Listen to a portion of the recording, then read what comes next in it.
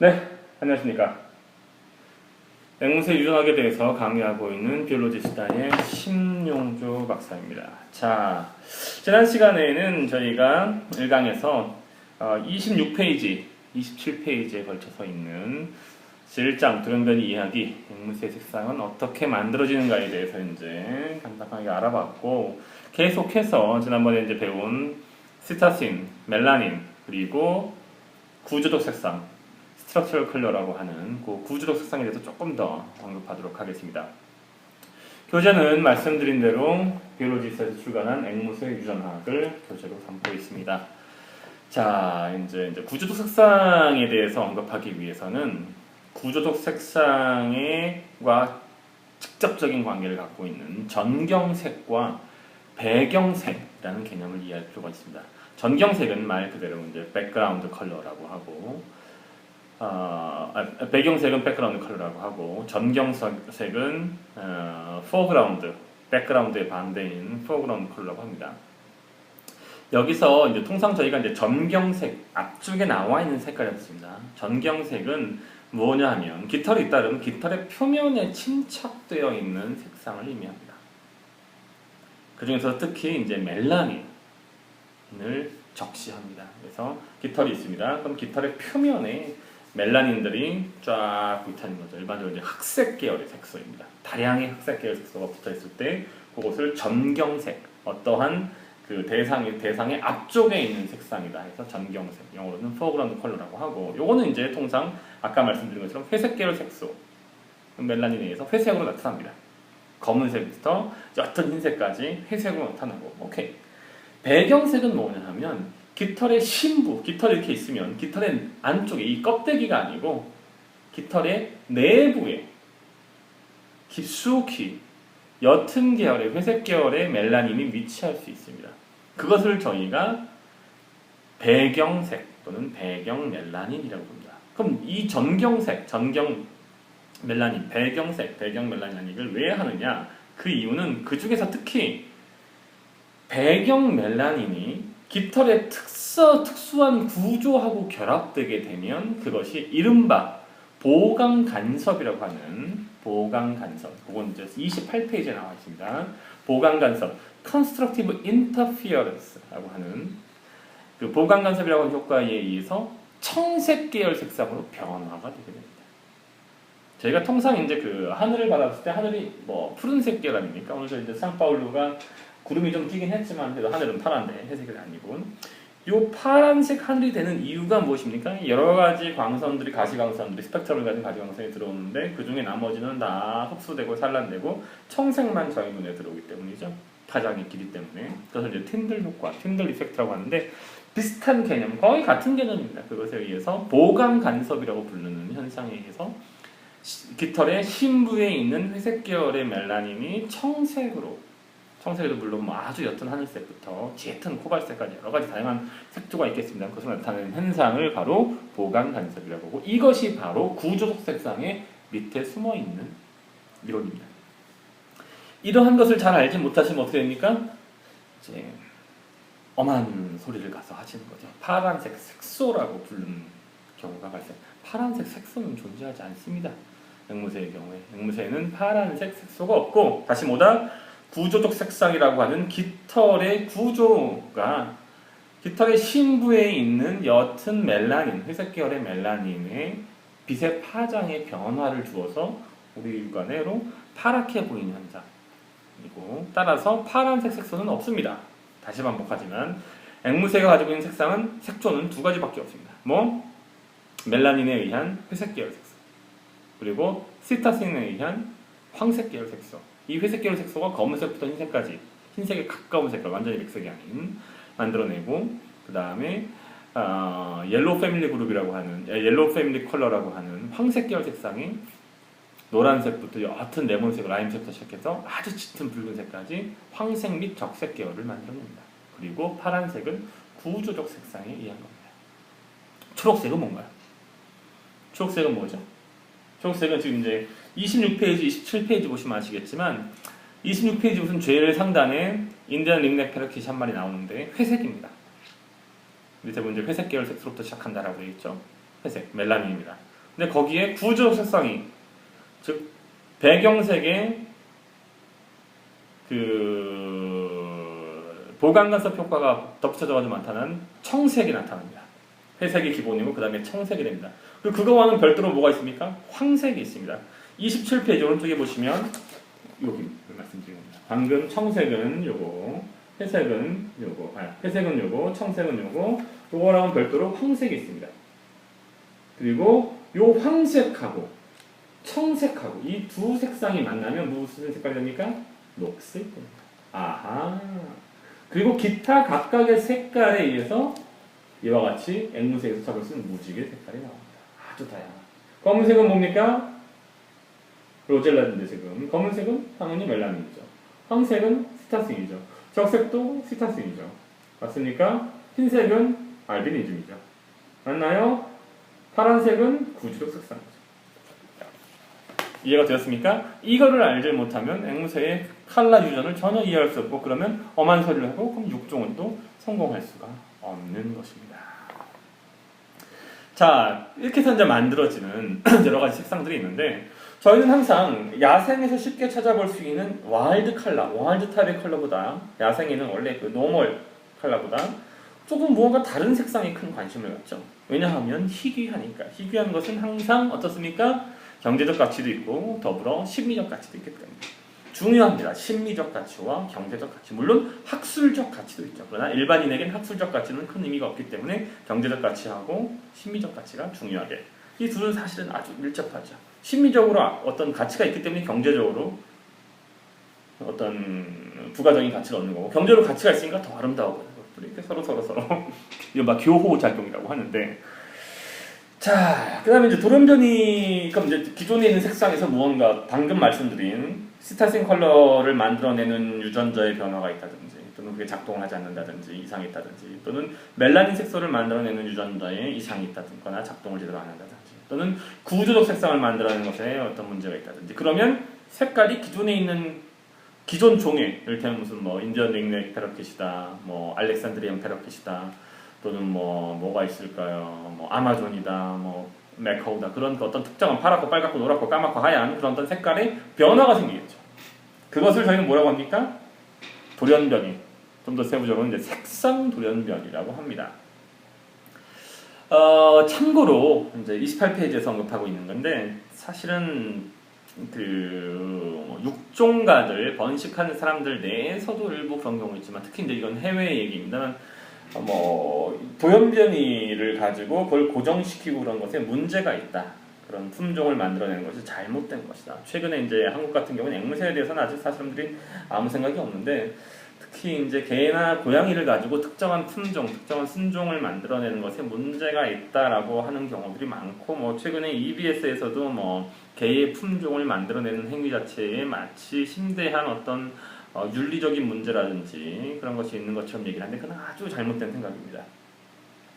실제로 인간의 문명은 동물을 가축화시키고 개량하고 특정한 품종을 만들어내는 데 크게 의지하고 있습니다. 그리고 물론 그런 과정에서 특정한 개체를 골라내는 과정에서 오류가 있기는 하지만 오류가 없는 게 어디 있습니까? 자동차는 인간에게 어마어마한 혜택을 줬죠. 인간의 문명이 내연기관의 발달은 자동차부터 시작해가지고 비행기 등등등등 인간의 삶을 획기적으로 바꿨고 인간의 문명을 지금과 같은 초고도 문명 사회로 바꿔놨는데 물론 자동차 때문에 범죄도 일어나고 음주운전으로 사람들이 죽기도 하고 뺑소니도 치고 자동차가 폭발하기도 하고 이런저런 문제. 그렇다고 해서 자동차를 매도해야 됩니까? 아닙니다. 자동차가 인간에게 주는 이익이 어마어마하기 때문에 설사 거기에 작은 문제가 있다 할지라도 그것은 개선하는 방향으로 움직이는 겁니다. 동물도 마찬가지입니다. 여러분이 먹고 있는 고기 다 뭡니까? 소고기, 돼지고기, 닭고기, 오리고기, 토끼고기 모든 염소고기 여러분이 먹고 있는 고기는 다 야생종이 아닙니다. 품종 개량, 육종의 결과입니다. 육종가들이 저와 같은 육종가들이 저는 물론 개나 소나 말이나 닭을 제가 육종하지는 않지만 저와 같은 일을 하는 육종가들이 어마어마한 노력 끝에 인간에게 그런 큰 혜택을 준 것입니다. 고기를 아예 먹지 않는 베지타리안이라 할지라도 동물을 근간으로 해서 만들어낸 각종 약품을 사용하지 않습니까? 맞나요? 실크로 된 옷. 뭡니까 그거? 동물을 바탕으로 만들어낸 겁니다. 누에 고치를 가지고 만들어낸 겁니다. 누에가 죽어나갔어요. 누에의 벌레가. 의약품이라든지 임플란트 뭐 어떻게 만들었습니까? 토끼의 넓적다리에 임플란트 재질, 새로 만들어진 임플란트 재질을 갖다가 박아넣어서 거기에서 이상 반응이 있는지 없는지를 확인하고 그 다음에 비로소 사람에게 임상 실험을 합니다. 그런 식으로 우리가 현재 향유하고 있는 모든 문화는 동물, 특정하게 육종된 동물에 기반하고 있습니다. 그런데 만약에 그러한 것을 잘못됐다고 한다면 그럼 어떻게 원시세대로 시계로 돌아가면 됩니다. 아마존에 있는 미접촉 원주민들과 같은 삶을 본인이 살 수 있다. 오케이, 그럼 그렇지도 않으면서 동물 육종 자체를 비난한다? 그거는 자신이 현재 향유하고 있는 것을 만들어낸 고마운 사람들을 공격하는 뭐라고 그럴까요? 파라독스죠. 그러면 안 되는 거죠. 그럴 수가 없는 거죠. 아파도 약 하나 먹지 말아야 돼, 그런 사람은. 네, 그 약은 뭘로 만들어집니까? 육종가들이 만들어낸 SPF라고 하는 특정한 형질을 갖고 있는 실험동물로부터 만들어진 겁니다. 물론 실험동물에게도 권리가 있고 실험동물을 보호해야 되고 실험동물이 과도한 불필요한 고통을 받아서는 안 되지만 그들 없이는 할 수 없는 부분이 분명히 존재합니다. 따라서 거기에 대해서 겸허히 받아들이고 그것을 개선하는 방향으로 움직이든지 거기 갖다가 잘못됐다고 완전히 매도해버리면 딱 안 됩니다. 자, 그런 식으로 돌연변이, 그 다음에 그 돌연변이를 고정시키고 하는 행동들은 상당히 가치 있는 인간의 문명에 있어서 아주 중요한 역할을 하고 있습니다. 또 하나는 그 말씀을 제가 드리고 싶고, 그 다음에 이제 또 하나 중요한 것이 그 돌연변이의 가치가 그만큼 소중하다라고 말씀드렸고 28페이지, 29페이지 상단에 걸쳐서 그런 얘기가 나와 있는데 또 하나 저희가 중요한 것은 노멀의 가치다. 그럼 돌연변이가 중요하면 노멀은 뭐 쓰레기냐? 아이, 거지 같은 거 뭐가 아닙니다. 자, 우선 그 전에 노멀이 뭔지를 먼저 정확하게 확인할 필요가 있는데 이 책의 앞쪽을 보신 분들 같은 경우에는 앞에 나와 있는 그 용어 설명을 좀 보셨을 겁니다. 지금 제가 책을 앞에 놔두고 설명하는데 21페이지에 보면 이런 식으로 용어 설명이 1, 2부 용어 설명이 나와 있는데 3부에서 물론 다시 한번 나오고요. 뭐 거기 설명이 되어 있긴 하지만 노멀이 정확하게 뭡니까? 노멀은 야생형 유전자와 표현형을 갖고 있는 개체입니다. 이른바 저희가 이제 앵사 쪽에서 원종이라고 얘기하죠.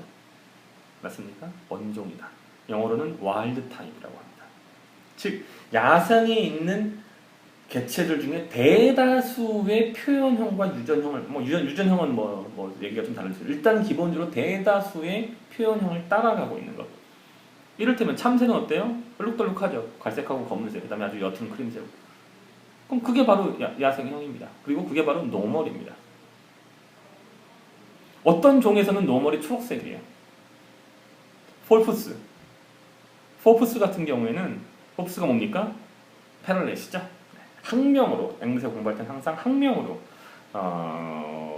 기억하는 연습을 학명과 영명으로 연습을 하세요. 왜냐하면 현재 그 국내 뭐 야생동물을 연구하는 분들이 많지도 않을 뿐더러 조류를 연구한 분들은 더 적고 특히나 해외에 서식하고 국내에 서식하지 않는 열대 조류를 전문적으로 연구하는 분들은 뭐 거의 없다시피 합니다. 그러다 보니까 어떻습니까? 제대로 된 한국어명이 별로 없어요. 이제 그런 것을 정하는 학회들이 있긴 하지만 뭐 실질적으로 거의 모든 앵무새의 한국어로는 제대로 된 통상 명칭이 없습니다. 아 왜요? 뭐 사자남이라고 부르기도 하고 우리가 유리앵무로 부르고 그거 다 근거가 희박한 겁니다. 따라서 제일 좋은 방법은 특히나 모든 주요한 서적들 이 책은 지금 현재 한국어로 번역이 되어 있지만 대부분의 이 책이 한국어로 번역되기 전에 어땠습니까? 영어로 되어 있었죠. 그럼 그 영어는 한국어로 유리앵무만 알고 그 영어로 포프스라든지 패럴렛이라는 말을 알지 못하면 이해를 못하는 겁니다. 그래서 한국어 명칭은 일단 뒤로 놔두고 영어 명칭과 학명을 항상 제일 앞에서 둘을 서로 왔다 갔다 할 수 있어야지 앵무새를 정확하게 이해하시고 해외의 문헌 자료를 보시고 해외에 있는 사람들과 교류를 하는데 문제가 없어요. 우리나라는 앵무새 후진국입니다. 앵무새를 제대로 공부하기 위해서는 해외의 자료, 해외에 있는 전문가들과 교류하지 않을 수 없어요. 그래서 저도 이제 브라질에 있는 거죠. 브라질은 앵무새 보고이니까 남미산 거의 모든 앵무새를 자생 종력이 있으니까요. 자, 그래서 노멀은 포프스의 경우에는 초록색입니다. 반대로 코카트의 경우는 화이트 코카트는 흰색이죠. 엄브렐라 같은 경우는 완전히 백색입니다. 맞습니까? 그리고 또 뭐가 있습니까? 붉은색 계열 뭐 있을까? 이클레터스 아까도 1강에서 말씀드렸던 이클레터스 계 같은 경우에는 붉은색에 보라색이 들어간 것이 노멀입니다. 그런 식으로 각각의 종의 야생 개체의 컬러와 같은 것을 노멀이라고 부릅니다. 그런데 여기는 사실 표현형이라는 개념과 유전형이라는 개념이 있어서 조금 얘기가 복잡해지는데 한 말씀 간단히 말씀드리면 뒤에서 다시 언급을 하겠지만 껍데기도 그렇고 내용물도 그렇고 그 껍데기를 만들어낸 유전적 특질도 똑같고 그러면 이제 더 좋겠죠. 왜 노말이 중요하냐? 노말이 중요한 이유는 딱 하나입니다. 초록색 페럴렛과 퍼시픽 페럴렛이라고 했습니다. 초록색이죠. 퍼시픽 노란색 약간 들어가 있습니다만 파란색도 조금 있고 전반적으로 다 초록색입니다. 여러분들이 잘 아는 행세니까 초록색 퍼시픽 페럴렛과 초록색 퍼시픽 페럴렛을 암수를 교배를 했습니다. 그랬더니 그 중에 한 마리가 노란색이 나왔습니다. 그럼 이 노란색의 유전형이 어떤지 알아보기 위해선 이 아이를 어떻게 해야 됩니까? 이게 반성 유전인지 또는 뭐 상점색소 유전 중에 우성인지 열성인지 알면 얘를 누구하고 교배해야 돼요? 노말하고 교배해야 합니다. 물론 엄마나 아빠 개체하고 교배할 수 있지만 사실은 굳이 그럴 필요가 없어요. 노말 개체라면 노말 개체가 있다면 이 노말 개체하고 교배해서 그 밑대에서 아무것도 안 나왔다. 그럼 뭐예요? 열성인 거죠. 노말 개체하고 교배했더니 밑에서 노란색 개체가 나왔다. 그러면 우성인 거죠. 무슨 말씀인지 이해가 되십니까? 그런 의미에서 즉 어떤 개체가 새롭게 만들어진 돌연변이가 어떤 유전적 특성을 갖고 있는지 명확하게 알기 위해서는 노말 개체가 반드시 필요합니다. 그리고 그 노말 개체는 껍데기만 노말인 게 아니고 유전적 특성도 노말이어야 됩니다. 보통 이제 대문자 n으로 표시를 하는데 nn 대문자 n 대문자 n인 개체가 유전적 검정을 위해서 검정 교배를 위해서 아주 소중한 역할을 합니다. 없이는 저희가 육종의 작업을 수행할 수가 없습니다. 자, 이렇게 해서 오늘 2강까지 마치고 3강에서는 30페이지 돌연변이의 명명 부분에 대해서 언급하고 뭐 그 정도 하면은 대충 36페이지까지 끝날 것 같습니다. 예, 감사합니다.